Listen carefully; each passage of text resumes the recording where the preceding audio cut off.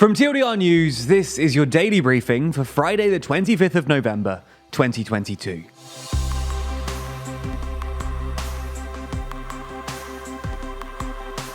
Good afternoon. Today we're going to be talking about the recent developments in the war in Ukraine, but we'll also be running through three other important news stories from around the world today, as well as discussing whether an end to the torture that is airport security is on the cards. But first, Russia plunges Ukraine into darkness.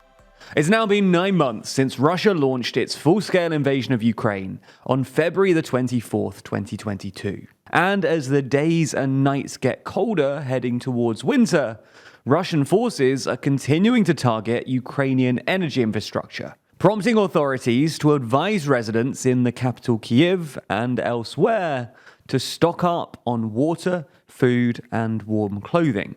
Ukraine's President Zelensky said yesterday that together Ukrainians had endured 9 months of full-scale war, and Russia has not found a way to break us, and will not find one. Zelensky further doubled down, stressing that the war was one of strength and resilience, going on to say, "We must return all lands, because I believe that the battlefield is the way when there is no diplomacy."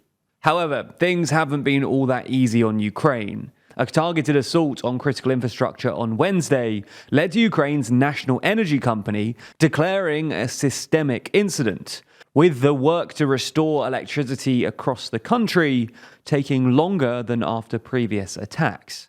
The head of the country's nuclear energy company confirmed that Wednesday marked the first time for more than 4 decades that all 4 of Ukraine's nuclear power plants were simultaneously taken off-grid. And while the captured Zaporizhzhia plant hasn't operated since September, the remaining 3 were taken off the grid this week as a matter of precaution. However, they have now announced that all nuclear power plants in Ukrainian-controlled territory are successfully back up and running. President Zelensky, talking to the Financial Times, said that this week's strikes were otherwise unimaginable in the modern world. It's the kind of incident that hasn't happened for I don't know how many years, maybe 80, 90 years. A country on the European continent where there was totally no light. Local authorities raced to set up so-called invincibility centers where people will be able to charge phones, warm up, and get hot drinks. But it's definitely testing the Ukrainian resolve. Now, in response to Putin's ongoing war in Ukraine, the European Parliament earlier this week voted overwhelmingly to recognize Russia as a state sponsor of terrorism and a state which uses means of terrorism. Specifically, the resolution condemned the, quote, deliberate attacks and atrocities against Ukraine's civilian population, as well as the destruction of civilian infrastructure. Now, the EU isn't actually able to designate entire states as sponsors of terrorism, so the Parliament's non-binding resolution calls on EU member states to develop a new framework that would allow them to do so. The EU Commission, meanwhile, is pushing ahead with its 9th package of sanctions from the EU, and G7 leaders are trying to come up with an agreement over what level to cap Russian oil prices at in an attempt to curb the Kremlin's ability to pay for the war. All in all, as the battle rages on, it seems that energy and power are becoming the most important things this winter. Okay, so that's the biggest story of the day, but there's a lot more going on around the world. So here's a rundown of 3 other stories.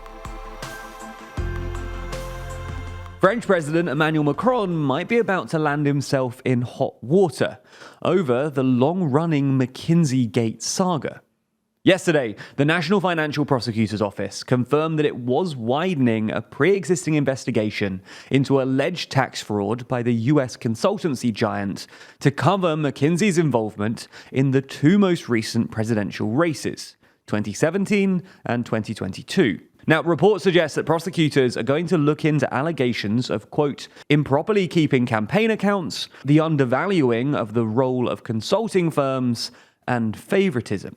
In fact, the French newspaper Le Parisien went even further, reporting that the probe focused in particularly on the potentially unlawful funding of Emmanuel Macron's campaign in 2017, something the prosecutor didn't confirm. McKinsey has, in any case, consistently denied any wrongdoing.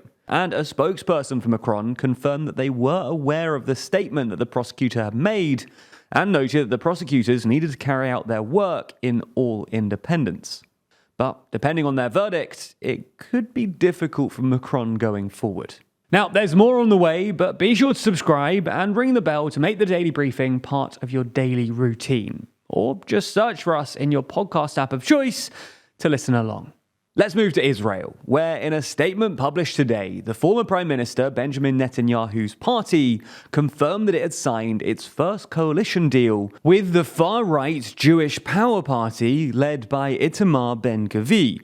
The deal, which marks the first step on a long road to forming a full and final new government, will see Ben-Gvir take up the newly created position of National Security Minister, a vastly beefed up position that will see Ben-Gvir oversee the police and paramilitary border police within the country.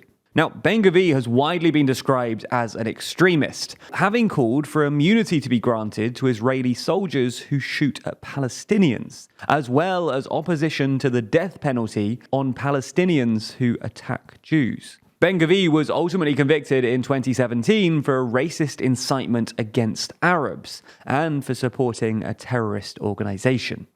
Next, let's move to Australia, where an inquiry by a former High Court judge has strongly criticised former Prime Minister Scott Morrison for secretly appointing himself to extra-ministerial roles during the pandemic, a move which the inquiry said was corrosive of trust in government.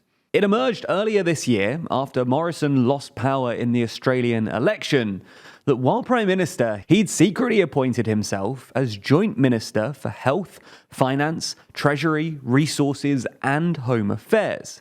And 3 of the ministers covering those portfolios later said they didn't even know that they were sharing power with Mr. Morrison. Now, the former Prime Minister justified this as being necessary in extraordinary times, meaning the pandemic. But the inquiry refutes this, saying that most of the self-appointments had little, if any, connection to the pandemic. And to be fair, he only used his extra power once when he overruled the Resources Minister on a non-pandemic related issue, which certainly doesn't help his case. And while there's actually no legal or constitutional problem with secret self-appointments, that's not stopped Morrison from being widely criticised, from outside and within his own party, for undermining government and damaging public trust. The current Prime Minister has said that he will adopt all of the recommendations from the inquiry, including legislation requiring public notice of ministerial appointments. So it looks like he won't be looking to pull the same trick. Finally, yesterday marked Thanksgiving in the United States.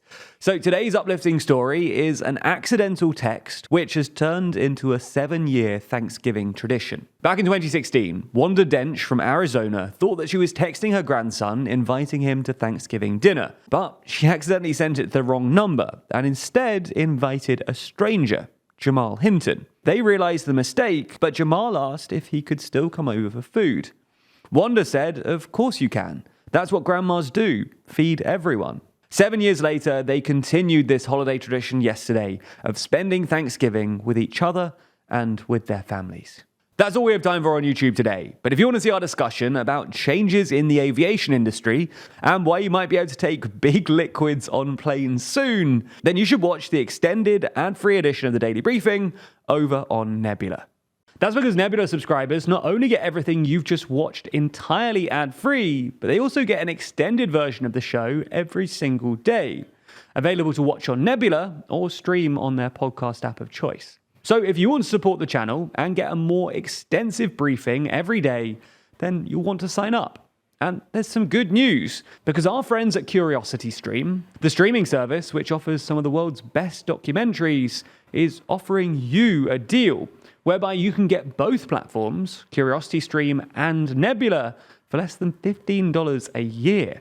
That's all the documentaries you could want on CuriosityStream, and then more TLDR over on Nebula, including the extended version of the briefing, other fully exclusive TLDR videos, and as always, it's ad-free. You can click the link in the description to get both services for less than $15 a year. And of course, you'll also be supporting the channel.